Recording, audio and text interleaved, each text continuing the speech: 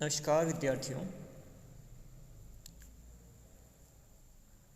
राजस्थान के भूगोल के अंतर्गत इसके पहले 2 वीडियो में हमने देखा था पश्चिम मरुस्थलीय प्रदेश और अरावली पर्वतीय प्रदेश को देखा था, उनके बारे में जानकारी प्राप्त की थी, अध्ययन किया था।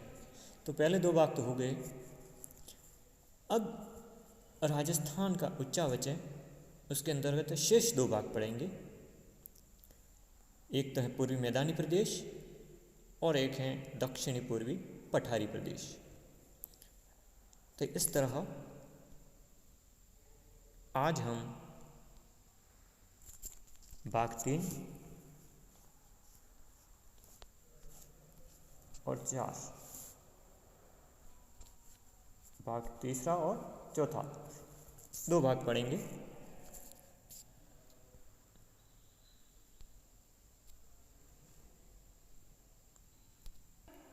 पूर्वी मैदान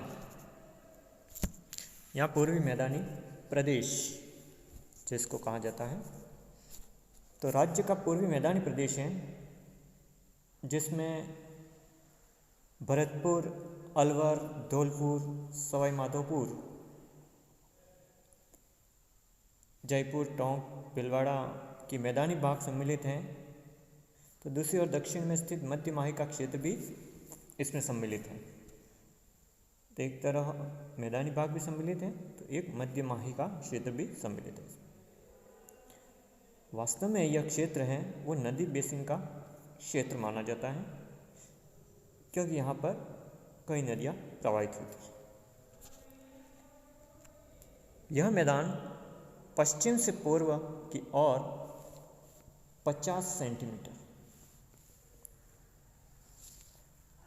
सेंटीमीटर समवर्षा रेखा द्वारा विभाजित है। ये प्रश्न आ सकता है कि कितने सेंटीमीटर की समवर्षा रेखा से विभाजित हैं, तो 50 सेंटीमीटर समवर्षा रेखा द्वारा विभाजित हैं। इस मैदान के अंतर्गत चंबल बेसिन, याद रखना आपको, चंबल बेसिन, बनास बेसिन और माही बेसिन, चंबल, बनास और माही जो बेसिन है उसको इसमें सम्मिलित किया जाता है, इसीलिए इसको नदी बेसिन का क्षेत्र भी माना जाता है। तो इस तरह पूर्वी मैदानी प्रदेश को 3 भागों में बांटा है। एक चंबल बेसिन, दूसरा बनास बेसिन और तीसरा माही बेसिन, जिसको 56 का बेसिन भी कहा जाता है। तो एक एक करके इन 3 भागों को बढ़ते हैं। तो पूर्वी मैदानी प्रदेश को 3 भागों में बांटा है। पूर्वी मैदानी प्रदेश को 3 भागों में बांटा। पहला है चंबल बेसिन।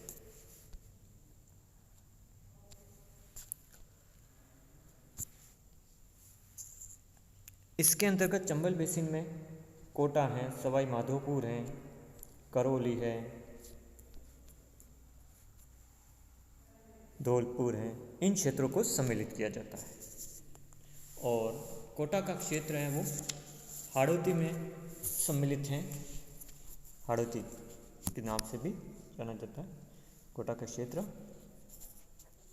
अतः चंबल नदी का वह क्षेत्र जो अधिकांशतः बीहड़ का क्षेत्र है, इसमें सम्मिलित किया जाता है।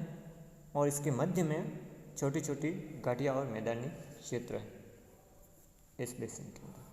तो चंबल बेसिन के अंतर्गत मुख्यतः इन क्षेत्रों को सम्मिलित किया जाता है। दूसरा है बनास का मैदान।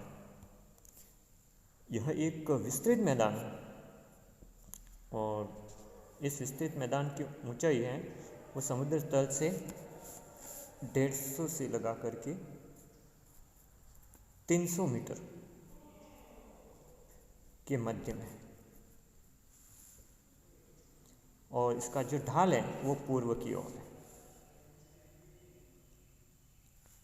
यह मैदान बनास नदी का प्रवाह क्षेत्र है, क्योंकि बनास का मैदान कहलाता है, तो बनास नदी का प्रवाह क्षेत्र है जो अनेक क्षेत्रों में और शाखाओं में प्रवाहित होकर बनास नदी वो चंबल में मिलती है और अंत में चंबल नदी है वो यमुना नदी में मिल जाती है। तो इस तरह ये बना इसका मैदान। तीसरा भाग है छप्पन का मैदान। छप्पन का मैदान या मध्य माही बेसिन भी कहा जाता है इसको, क्योंकि इसका नाम रखा है छप्पन का मैदान, क्योंकि इस क्षेत्र में 56 ग्राम समूह, इसके आधार पर इसका नाम रखा है छप्पन का मैदान। मुख्यतः मध्य माही बेसिन है, ये माही का प्रवाह क्षेत्र है। इसका विस्तार की बात की जाए तो उदयपुर के दक्षिण पूर्व से बांसवाड़ा, डूंगरपुर और प्रतापगढ़ के दक्षिणी भाग को सम्मिलित करता है इसके अंतर्गत। और यह क्षेत्र माही नदी, कौन सी नदी? माही नदी और उसकी सहायक नदियां द्वारा सिंचित है।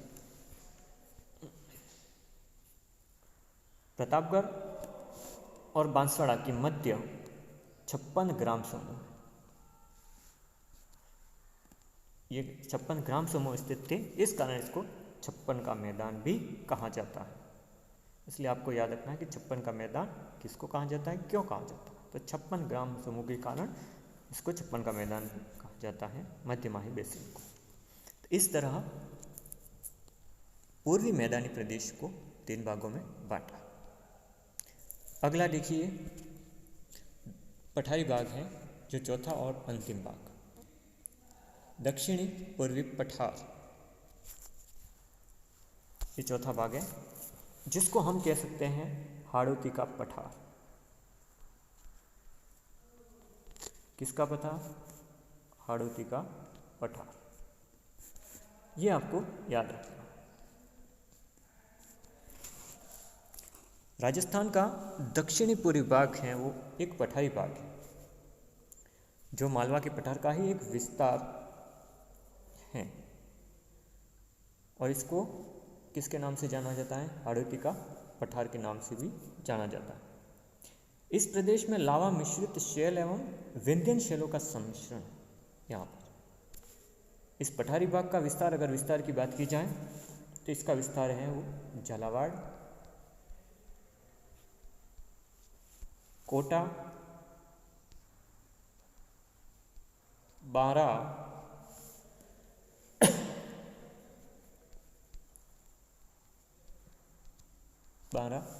और बूंदी, इन जिलों में इसका विस्तार है। तो आपको ये याद रखना है कि हाड़ौती का पठार है या दक्षिण पूर्वी पठारी भाग है, उसके अंतर्गत झालावाड़, कोटा, बारा और बूंदी जिलों को सम्मिलित किया जाता है।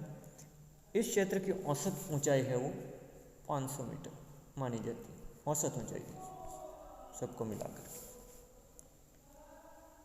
और यहाँ अनेक पर्वत श्रेणियाँ हैं, जिसके अंतर्गत मुकंदरा की पहाड़ियाँ हैं, मुकंदरा हिल्स कहा जाता है कि पहाड़ियाँ, बूंदी की पहाड़ियाँ हैं, और ये पहाड़ियाँ हैं वो अर्धचंद्राकार रूप में विस्तृत है।